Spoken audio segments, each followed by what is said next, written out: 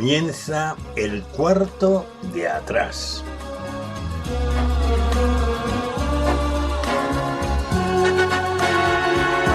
El cuarto de atrás es un tiempo para conversar entre amigos acerca de temas que nos importan. No pretendemos dar sentencias ni valoraciones especializadas, sino aportar las opiniones de personas como tú que se detienen a pensar en asuntos importantes que ocurren en nuestro mundo. El cuarto de atrás abre sus puertas durante una hora para tratar temas de actualidad desde una perspectiva diferente, la mayoría de las veces en tertulia, aunque de vez en cuando también entramos en un tiempo más íntimo y en vez de tertulia es una entrevista. En todo caso, nuestro acercamiento a la actualidad procuramos siempre que sea en perspectiva cristiana, porque esta es una emisora cristiana. Acompañamos el tiempo del cuarto de atrás, o más bien lo sazonamos con 2 o 3 breves pizcas de adobo musical. Preferimos temas de la gran música, también llamada clásica, aunque de vez en cuando escuchamos música de otros estilos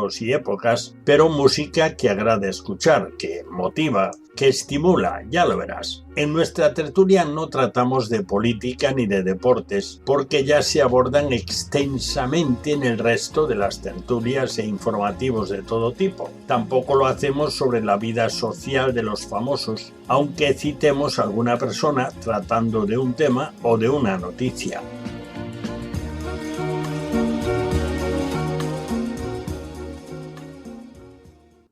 Bienvenidos al cuarto de atrás. Abrimos nuestras puertas para comenzar de nuevo nuestra tertulia semanal.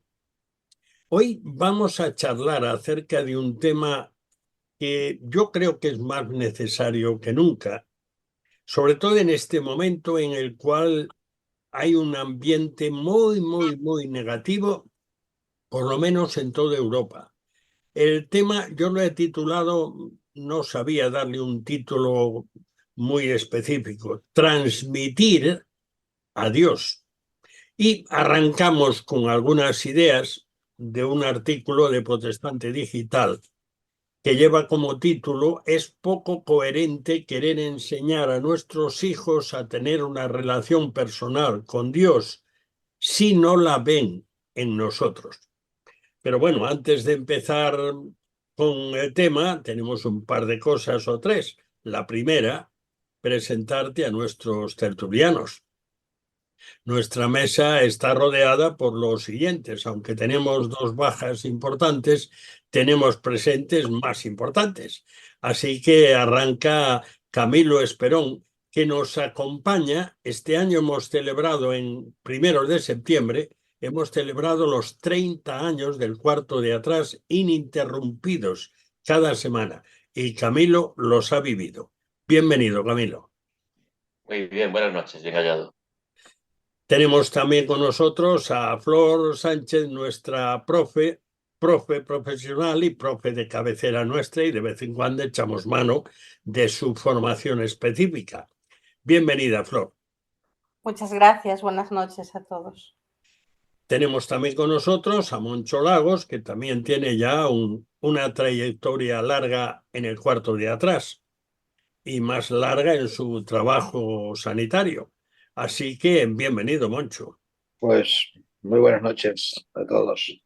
Y tenemos con nosotros también hoy a Lourdes Díaz, y Lourdes tiene una muy larga trayectoria en la radio, pero con nosotros un poquito menos, pero su presencia es importante y valiosa. Bienvenida, Lourdes.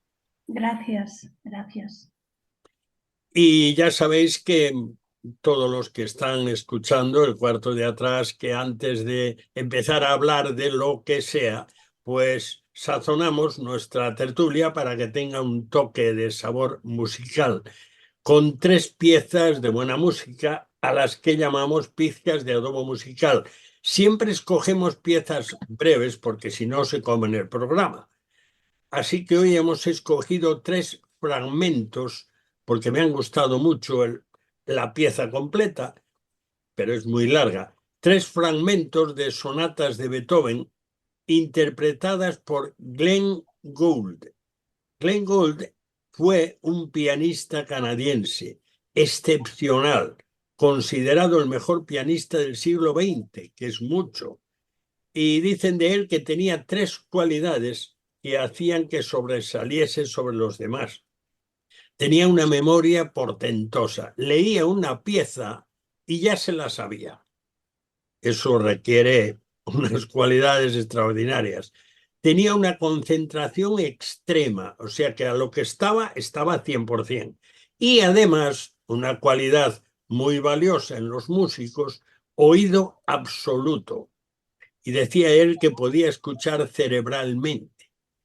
Él siempre interpretaba sus conciertos o lo que fuese, colaboraciones o solos, sentada en una silla plegable que le había hecho su padre, una silla de madera. Tenía las patas recortadas, tenía 33 centímetros de alto y casi no tenía asiento. Así que él se sentaba allí y cuando se sentaba ante el piano, casi tocaba el teclado con la nariz. Y si no era esa silla, dice él, era mi compañera de viaje inseparable. Sin ella no funciono, pero hay que ver cómo funcionó con ella. Él toca de una forma distinta. Los pianistas o que saben algo de piano que escuchen ya se darán cuenta. Los que somos unos legos, pues menos, pero apreciamos las melodías que interpreta. Y nunca utilizaba partituras. Con ese colosal memorión apenas ensayaba, casi nunca lo hacía, y no le hacía falta porque el piano se toca con el cerebro, decía Glenn. Bueno, vamos ya con la primera pizca de adobo musical. Glenn Gould, el mejor pianista del siglo XX, interpreta un fragmento del 4º movimiento prestísimo de la sonata número 1 en fa menor para piano de Beethoven. Así que vamos a degustarla como si estuviésemos en una mesa probando lo mejor del menú. Vamos a escuchar.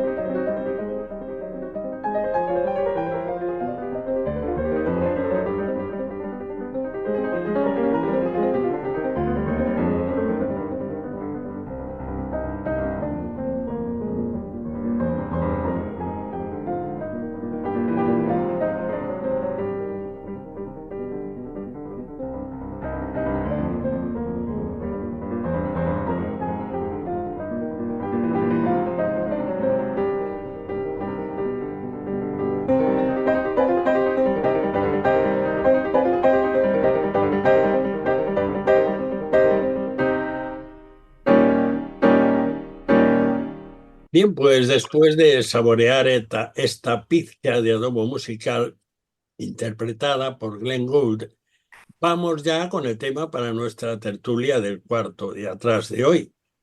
Yo añadiría al título algo que es conocido y es lo siguiente: Dios ha sido desterrado en Europa, teniendo en cuenta que de una forma o de otra Europa se ha construido en torno a Dios y en torno al cristianismo, porque la Europa del Norte salió de la Reforma y esa salida de la Reforma pues trajo consigo naturalmente centralizar a Dios.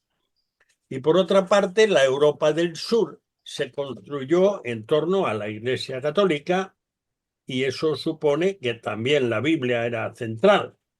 Así que ahí nos encontramos en esa situación tan peculiar.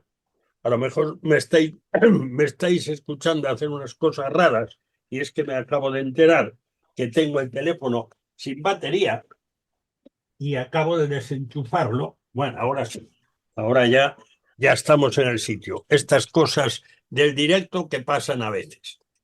Bueno, pues la familia La familia se origina, como sabéis, de parte de Dios, la crea Dios tal como aparece en el capítulo 2 del libro del Génesis, el primero de la Biblia. Bueno, la familia está siendo atacada brutalmente desde este ambiente que ha desterrado a Dios. Yo solo voy a poner delante de vosotros dos textos breves. Uno que aparece en el libro de Deuteronomio, en la Biblia, y dice Dios a Moisés: estas palabras o esto que digo, que te he enseñado, que te mando hoy, estarán sobre tu corazón y las repetirás a tus hijos y hablarás de ellas estando en tu casa y andando por el camino y al acostarte y cuando te levantes.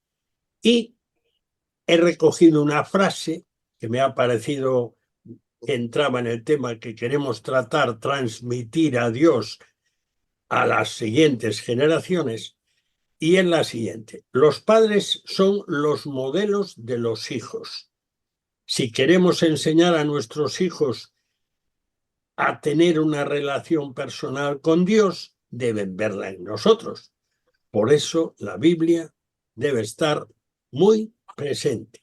Bueno, vamos a hacer un paseo por nuestros tertulianos para ir entrándole al tema un poco más. Así que, Moncho, tú que ya eres padre y abuelo, pues algo sabrás del tema de las siguientes generaciones.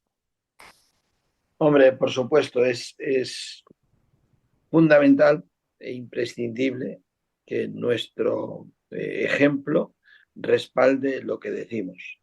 No tiene ningún sentido estar animando o enseñando a nuestros hijos que deben leer la palabra, que deben estar en contacto con ella, que deben obedecerla y vivir de acuerdo a sus preceptos y sus normas, si nosotros no lo hacemos. Lo que le estamos exigiendo a ellos, es decir, meditar en la palabra, hacer de ella nuestro libro al que nos acercamos de manera continua, y también el hecho de la obediencia. Esas palabras que Dios dirigió a su pueblo a través de Moisés son muy claras, y aparte que habla en el contexto de la vida cotidiana, es decir, cuando te levantes, cuando te acuestes, en el caminar diario de la vida, la palabra debe saturar la vida de la Iglesia. Y yo creo que eso es muy importante. La Biblia es para vivirla. El Señor, la misma Biblia dice: sed no solamente oidores, sino hacedores de la palabra, dice el apóstol Santiago, ¿no? Y eso es cierto. O sea, la Biblia no es solo un libro que es para leerlo, que es para meditarlo, que es para retenerlo en nuestro corazón y en nuestra mente, sino que es para aplicarlo a nuestras vidas. Y entonces, unas vidas transformadas y conectadas con la palabra es el mejor legado que podemos dejar a nuestros hijos y nietos. Lourdes, tú también eres madre y también eres abuela. Cuéntanos algo de tu experiencia o de tu enfoque de este asunto. Pues mira, yo puedo decirte que nuestros hijos, desde que nosotros hemos conocido al Señor y hemos bueno, pues empezado a leer la palabra y empezado a compartir la palabra en nuestra casa, nuestros hijos han compartido con nosotros esas cosas. Sí te puedo decir que cuando se van haciendo mayores, ellos comienzan a tomar decisiones. Y los padres no podemos dejar de hacer nuestra parte nunca. Ellos comienzan a tomar decisiones, tienen una edad en la que a lo mejor se rebelan, se resisten, ya no, a lo mejor no quieren ir todos los domingos a la iglesia o no quieren estar todos los días con nosotros leyendo la palabra o en la oración. Pero nosotros, los padres, no tenemos que dejar de hacerlo, porque por experiencia sí puedo decir que aunque los hijos haya un tiempo en el que se rebelan, hay un tiempo en el que se vuelven de nuevo y necesitan que los padres estemos firmes y sigamos haciendo nuestro trabajo el de seguir compartiendo con ellos las buenas nuevas del Evangelio, el buen consejo que viene en la palabra. Es que en la palabra está todo lo que podemos compartir con nuestra familia. Y eso que nosotros compartimos con nuestros hijos es lo que ellos van a estar compartiendo a sus hijos. Pero yo personalmente en este primer momento lo que quiero decir es que a los padres que vean que sus hijos hay un momento en que parece como que se rebelan, que son rebeldes, que no se desanimen, porque los hijos, si nosotros seguimos en el camino, si nosotros perseveramos, ellos van a volver al camino. Flor, tú eres una transmisora profesional.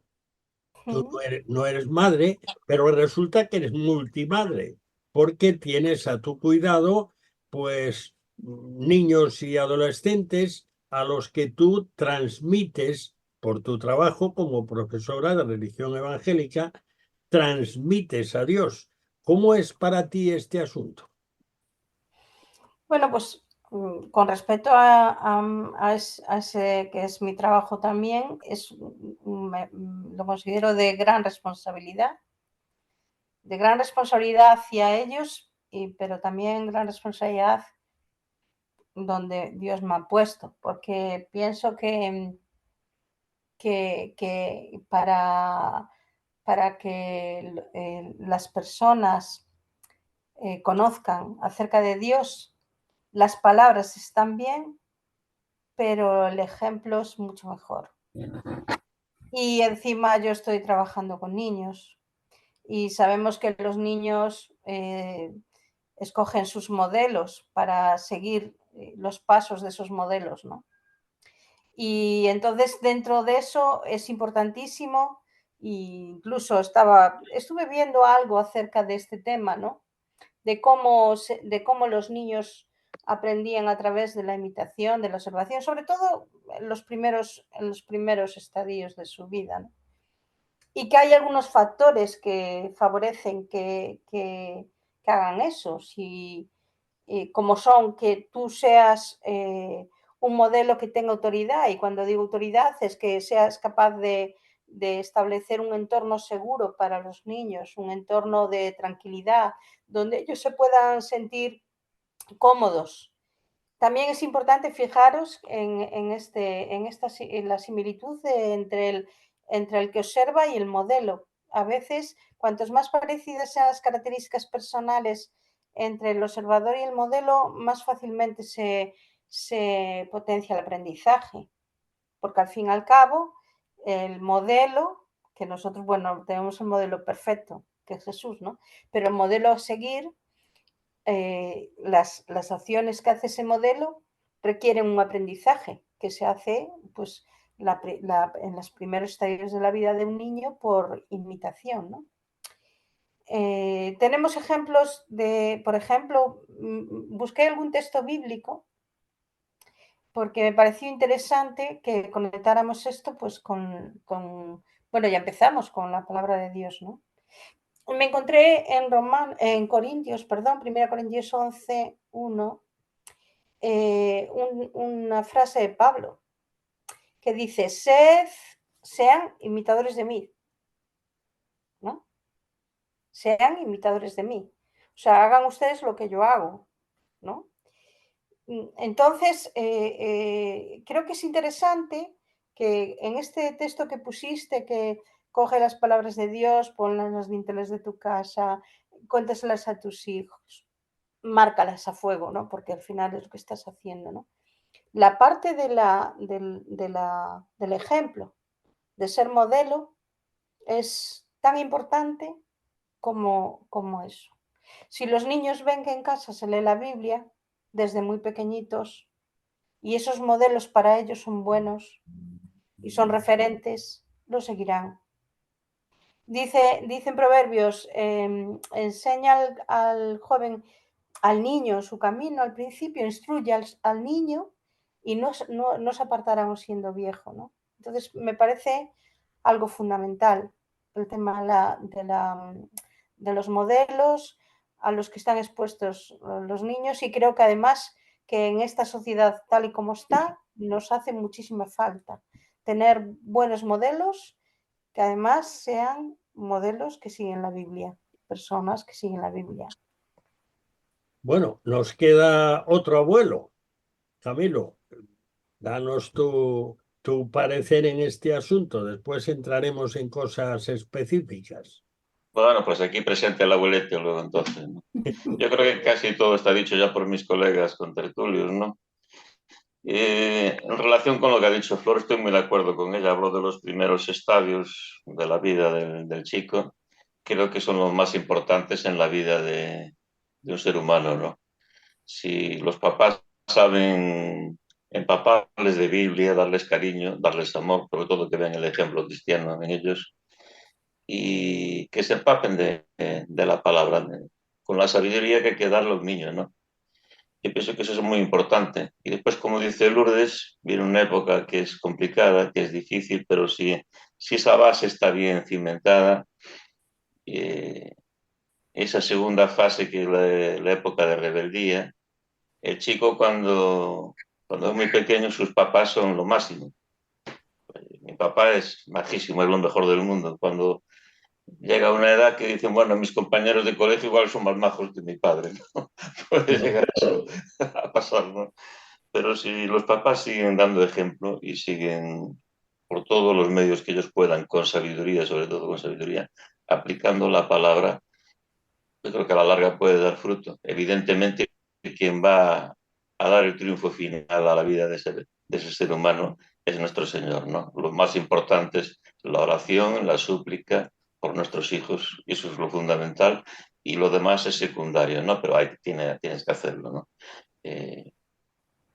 Por ejemplo, cuando enviudé con una niña de 10 años, me correspondió hacer el doble de trabajo. O sea, esa niña tenía que ir al colegio y se ocupaba más su mamá por las mañanas de aplicarles ¿cómo se dice la palabra cuando oras con ella lees la Biblia?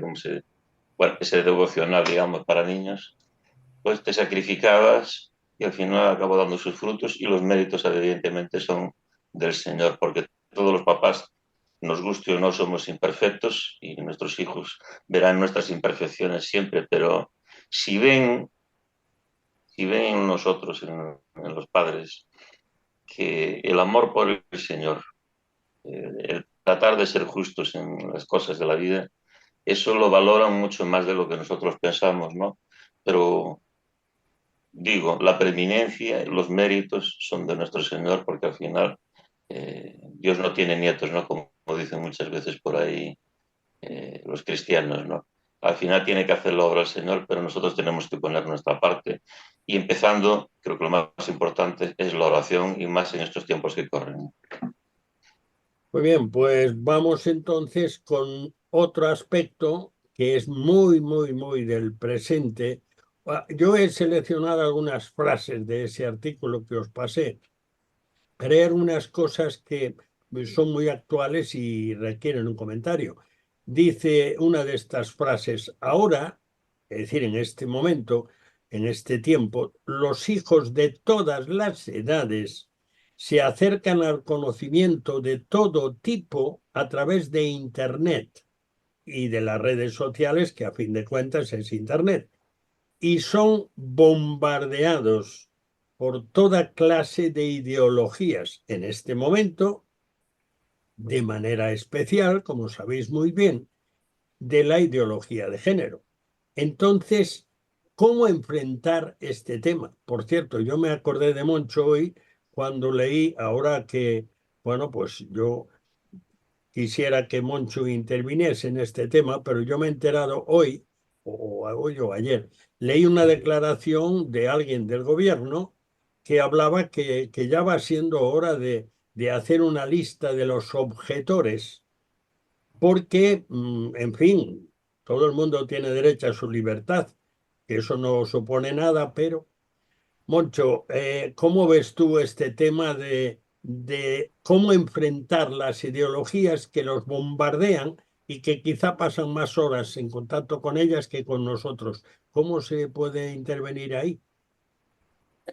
Pues la verdad es que contrarrestando toda esa influencia con lo que es la enseñanza, sobre todo bíblica, de lo que es el hombre según el hombre y la mujer según el diseño de Dios. Yo en esto siempre me gusta pensar en positivo más que en negativo. Y hace poco leí un libro que me ayudó mucho a entender este tema, y es que nuestra historia, es decir, la historia recogida en la Biblia, es una historia mejor. Y creo que eso es lo que hay que enfatizar a nuestros jóvenes, a nuestros hijos, a nuestros niños en las escuelas dominicales y a nuestros nietos. Que la modernidad y la cultura y la ideología de nuestro tiempo va por otra línea y tiene otras ideologías diferentes a las nuestras, pero hay que convencerlos de que lo que diseñó Dios y lo que Dios recoge en su palabra en cuanto a lo que es la creación del ser humano, la dignidad del ser humano, el valor que tiene el ser humano, es una historia mejor y más convincente. Por lo cual hay que pensar en transmitir esa historia, en contar esa historia y que sean ellos mismos los que rechacen la otra historia.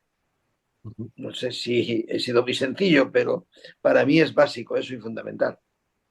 Lourdes, ¿tú cómo ves el enfrentamiento con este tema? Bueno, creo que lo que más importante de todo es que nuestros hijos aprendan a tener una relación personal ellos con el Señor. Fíjate, yo esta tarde cuando estaba leyendo el artículo y estaba pues preparando para el programa, pensaba en Caín y en Abel. Eran hijos de los mismos padres y cada uno de ellos tenía una relación diferente con el Señor. Uno quiso agradar al Señor y el otro estaba lleno de egoísmo. Quería agradarse a sí mismo. No le daba lo mejor al Señor, lo mejor lo quería para él. Y yo creo que pienso que eso tenía mucho que ver con la relación que cada uno de ellos tenía con el Señor. Por eso es tan importante que nuestros hijos, nosotros le demos ejemplo, nosotros les enseñemos a escudriñar la palabra, a conocerla, a saborearla, pero que además de eso les enseñemos a que no están solos, que aunque ellos a Dios no lo ven, Dios les escucha siempre y que Él va a ser siempre su ayuda, Él va a ser siempre su consuelo, Él va a tener siempre esa mano tendida. Yo creo que además los niños de ahora más que nunca necesitan esto. ¿Por qué? Porque están tan vacíos, no tienen ningún tipo de valor, no hay nada profundo, los padres no enseñan nada profundo a los hijos. Lo que les dan es un teléfono para que se entretengan, una televisión o una pantalla para que pasen el tiempo. Entonces están tan vacíos que cuando alguien llena los vacíos de esos jóvenes y de esos niños con algo tan sabroso como es la palabra de Dios y la relación con Dios, lo otro no va a tener ningún poder. Por eso es tan importante que desde muy pequeños ellos puedan tener un encuentro personal con el Señor, que no vivan del encuentro personal de sus padres, sino que ellos mismos tengan el encuentro personal con el Señor para que en verdad tengan los argumentos necesarios para rebatir todas las mentiras que ahora mismo se enseñan a los niños y pretenden que nosotros también los mayores nos creamos, claro. Flor, tú estás en este tema, estás en una posición clave y al mismo tiempo, pues seguramente enfrentas más limitaciones o más dificultades o más riesgos en la transmisión. ¿Cómo lo llevas? Bueno, yo realmente estoy en una posición muy privilegiada por dos cuestiones. A nosotros, desde que fue la pandemia, nos exigen tener un nivel de competencia digital, o sea, de manejo de todo lo que tiene que ver con ordenadores, con redes, con todo esto. Esto, pues lo que ha hecho es que hemos tenido que formarnos, hacer cursos de especialización y entonces controlar un poco mejor, porque dentro de esas competencias digitales hay temas de privacidad cuando se maneja Internet y ciertos temas interesantes como entrar en páginas seguras y todo esto, que a la hora de trabajar con los alumnos de ahora, sabéis que en muchísimos colegios ya tenemos todos los alumnos con pantallas y es interesante en ese sentido, ¿no? Pero quería, si os parece correcto, retomar algo que dijo Lourdes y luego partir de ahí. Por supuesto que creo que tiene Lourdes totalmente la razón en que si somos capaces de, aunque la obra es del Espíritu Santo, de guiar a nuestros hijos y a nuestros pequeños hacia las manos del Señor, hacia el acercamiento de Dios y que ellos se conviertan al Señor, eso es pues lo mejor que puede pasar, ¿no? Creo fundamental la enseñanza en casa y creo fundamental no solo la enseñanza en casa, sino el acercamiento a temas complicados con los padres. Es decir, pues a unas determinadas edades me parece fundamental que los padres enseñen a sus hijos a manejar Internet, a saber discernir las noticias, aunque ahora está dificilísimo, porque ahora muchísimas veces yo busco información de cualquier cosa y ya no sabes qué creer porque te salen cosas dispares, es difícil, pero el que ellos puedan tener un espíritu crítico, teniendo unas buenas bases, lo fundamental son las bases, pero luego que puedan tener un espíritu crítico hacia lo que leen y no creerse todo lo que leen, es fundamental para que no sean engañados. Aún así son temas, yo creo, que complejos y complicados. Bueno, no sé si me entendisteis por dónde quise ir. Yo creo que sí, por lo menos en líneas generales, seguro que sí. Camilo, ¿tú qué añadirías a esta cuestión que, bueno, a ti también te afecta, claro? Se te entendió perfectamente, Flor. Yo añadiría que lo que, cogiendo el testigo de Flor, de que crear un espíritu crítico en los pequeños, dándoles a entender cuáles son las verdades, en primer lugar, que están en la palabra de Dios y que al final es una verdad universal y que es una verdad lógica y que lo traten de entender lo mejor posible, es fundamental. Yo recuerdo en una ocasión que venía la niña del colegio, cuando ya podía tener 12 años, más o menos, en ese momento, y mientras yo estaba preparando allí en la cocina pues la comida de ambos, pues viene toda ofuscada, me acuerdo, me vino a la memoria esta anécdota, ¿no? Y dice, papá, estoy muy indignada. ¿Y por qué? Porque la profesora ha querido humillar a un compañero mío en el colegio. Entonces le expliqué, bueno, ¿cuál es la raíz de tu indignación, no? Pues se le estaba dando, digamos, lo que tristemente se da en muchos colegios, ideología, ¿no? Y entonces una profesora en su clase de ideología LGTBI, pues hizo poner a los chicos en fila, bueno, en fila o delante de ella, para ver cuántos tenían un amigo que sea gay o homosexual o bueno, que sea de algún tipo de ese contexto, ¿no? Y hubo un chico que no tenía ni un amigo de color, no tenía un amigo homosexual, no tenía un amigo raro, vamos a decirlo de alguna manera, ¿no? Y entonces lo puso en evidencia, le hizo dar un paso al frente y ponerlo en evidencia delante de todos los compañeros, ¿no? Y aquello le pareció una indignación posible. ¿Por qué se indignó ante algo como eso? Porque mi hija en ese momento estaba bien aleccionada de lo que iba a pasar en el colegio con ella, ¿no? Y con sus compañeros, ¿no? Y supo en su momento levantarse en contra de ideas antibíblicas y que le quisieran, vamos a decirlo así en palabras juveniles, que le comieran el coco con su LGTBI+, ¿no? Y eso es fundamental, ¿no? Y después creo que también ha sido muy importante en la vida de mis hijos y yo creo en la vida de cualquier hijo cristiano que tenga la compañía de otros chicos, ¿no? Un error gravísimo sería que los papás no llevaran a una escuela dominical a sus niños, que no fomentaran amistad y reuniones entre ellos. Eso ha sido, yo creo que ha sido muy importante, ¿no? Ver a mis chicos desde pequeños, siempre con compañeritos cristianos, y cuando llegaron a la adolescencia y cuando llegaron a ser ya una edad más juvenil, pues quedar entre ellos, comunicarse entre ellos. Si había redes sociales, eran las redes sociales donde ellos se comunicaban. Incluso cuando fue la pandemia, era maravilloso verlos a todas horas y decían, Dios mío, lo que va a sufrir aquí la niña, aquí solita. En cambio, en su habitación, en su sala de juegos, se escuchaba carcajadas a cada momento porque ese grupo cristiano estaba fomentándose entre ellos el compañerismo cristiano y animándose unos a otros. Eso también es fundamental, ¿no? Y eso forma parte de la vida cristiana. Si prescindimos de esas cosas, yo creo que los papás van muy mal, ¿no?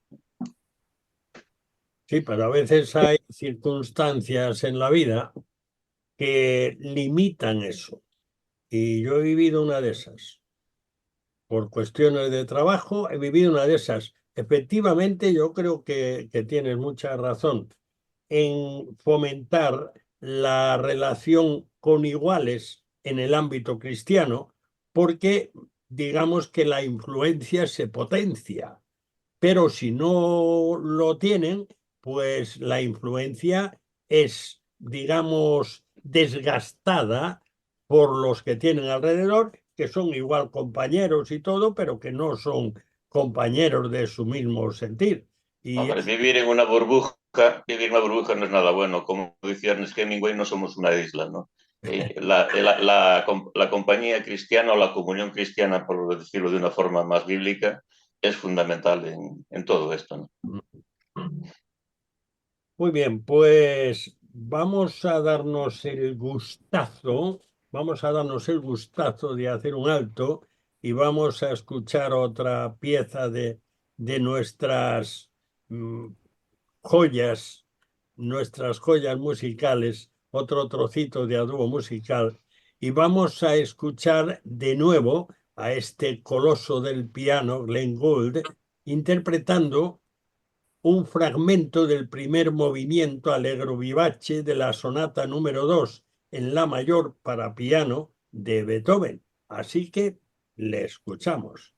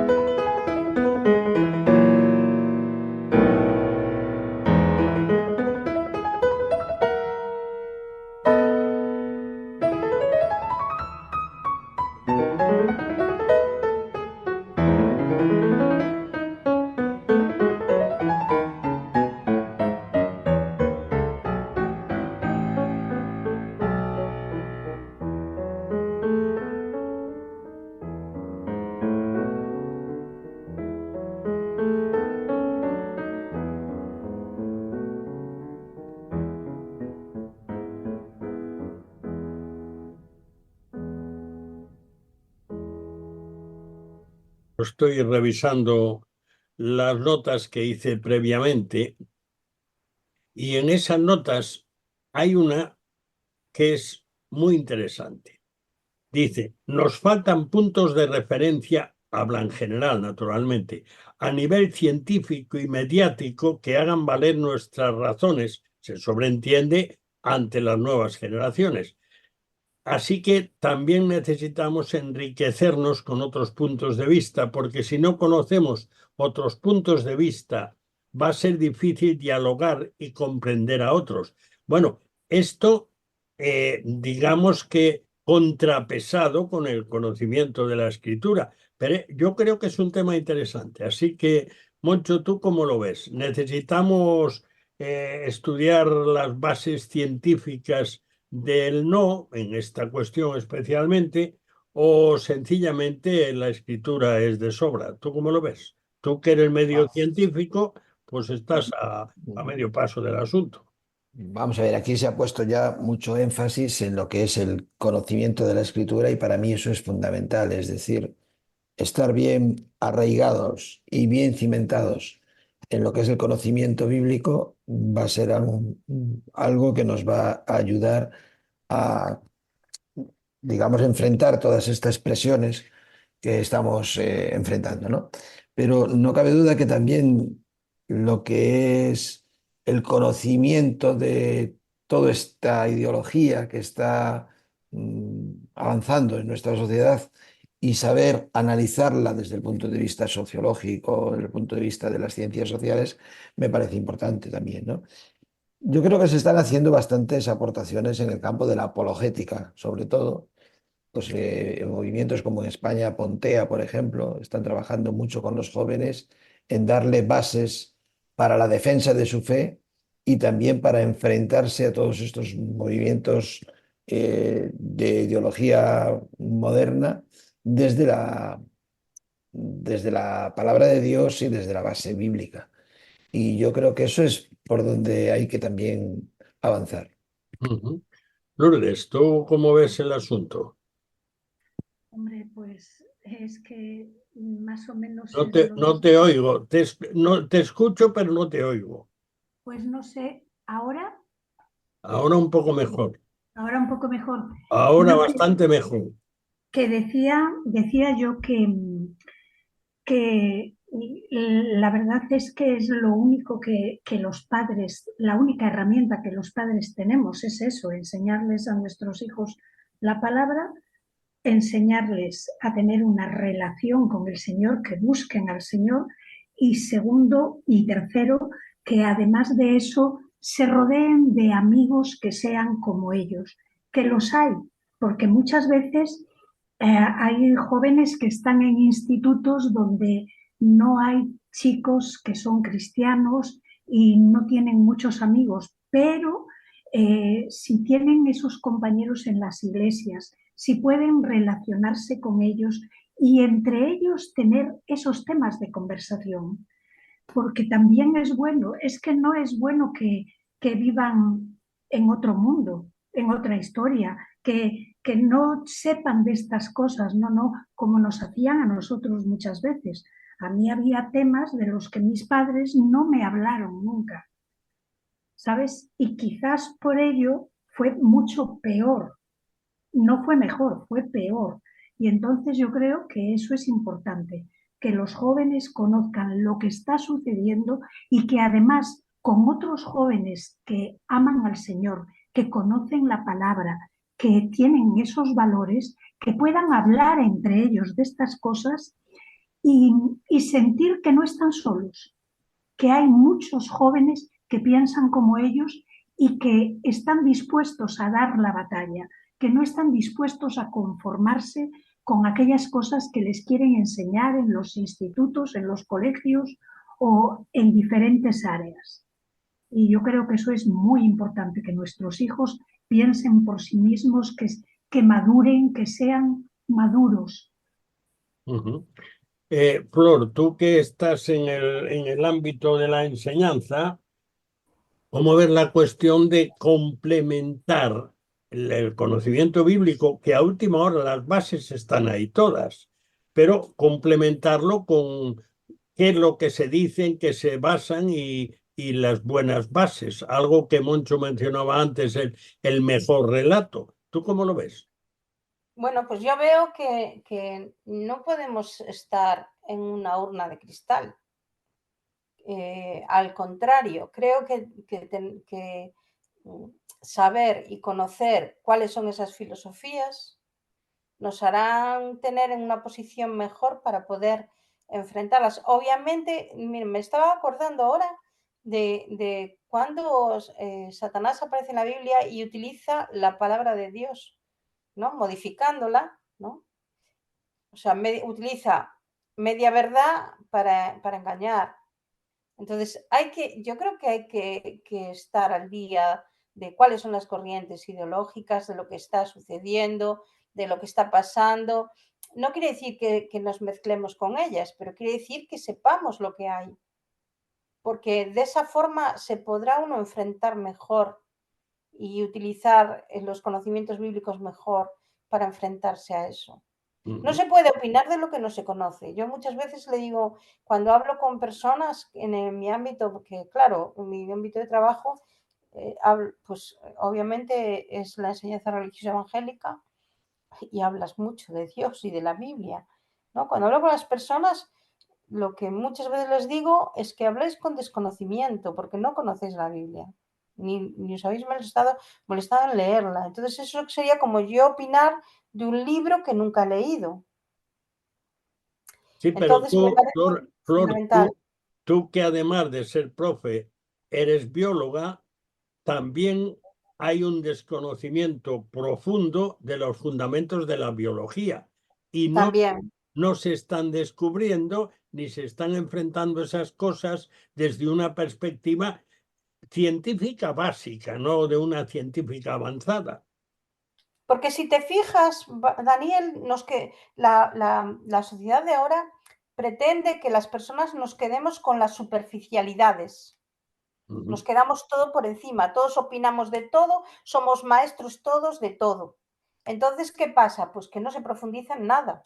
Con lo cual, al final lo que estás generando son personas ignorantes, entenderme bien lo que significa esa palabra, que al final tragan con todo, no cuestionan nada y se les engaña fácilmente. Exactamente. Camilo, ¿tú qué añadirías en esta cuestión? Hombre, en el tema científico mediático, como tú has mencionado, evidentemente, lo mencionaba Moncho antes, ¿no? Ahora mismo está habiendo una playa de científicos cristianos que también se dedican a la apología y afortunadamente lo estoy saludando como algo precioso para las generaciones que vienen, ¿no? Sobre todo para los universitarios, ¿no? Voy a ponerte un ejemplo claro, ¿no? Cuando yo me convertí hace tropecientos mil años, pues se me enseñaba que la Tierra tenía 6.000 años y no podía dudar de eso y poco más, porque un obispo llamado Husserl hacía 100 años había dicho que eso era así, punto, y que en cambio, si usamos un poco la inteligencia y les damos a nuestros chicos a decir, mira, hay aquí apologetas cristianos que pueden explicar la Biblia, el Génesis, sobre todo los primeros 11 capítulos, de una forma que incluso ellos te demuestran que puede concordar el relato bíblico con la ciencia de una forma mejor que cualquier otra religión y cualquier otra filosofía. Hoy hay esas materias, que yo no las tuve en su tiempo. Y yo tengo que entender que a lo mejor algún chico, si se le explicara, digamos, la ciencia como se me explicó a mí hace tropecientos mil años, pues igual el hombre dice, bueno, lo que me están contando a mí es cuentos chinos. Y entonces, pues, de cierta manera, pues te vas alejando un poquito de aquello que me enseñaron mis papás, porque, oye, la ciencia también da muchas veracidades. Y lo que hay que saber es casarlas con el relato bíblico, que no están en contraposición, pero simplemente hay que tener la sabiduría y si no tenemos la sabiduría, materias hay que saber buscarlas y dárselas a los chicos para que lo entiendan. Yo este verano, pues, se me dio en estas vacaciones que tú me has dado, Baluja, se me ha dado por manejar varios apologetas nuevos que salen ahí y me he tenido que sacar el sombrero y decir, carambas, porque yo no tuve estos maestros, entre comillas. Por eso, herramientas las hay, aunque sigo pensando que lo fundamental es la oración por nuestros chicos, ¿no? Pero hay que darle las herramientas adecuadas para que no piensen que los papás somos unos trogloditas que vivimos en la ignorancia, ¿no? Hay gente, incluso premios Nobel, que hacen apología cristiana y cuando tú los escuchas o hablando en una conferencia o escribiendo, pues dices, carambas, ¿dónde estaban estos hace tropecientos mil años? Eso hay que fomentarlo también y buscarlo, ¿no? Eso ayuda mucho también. Bueno, hay un tema que, a ver si sois capaces de hacer una rueda sin alargaros.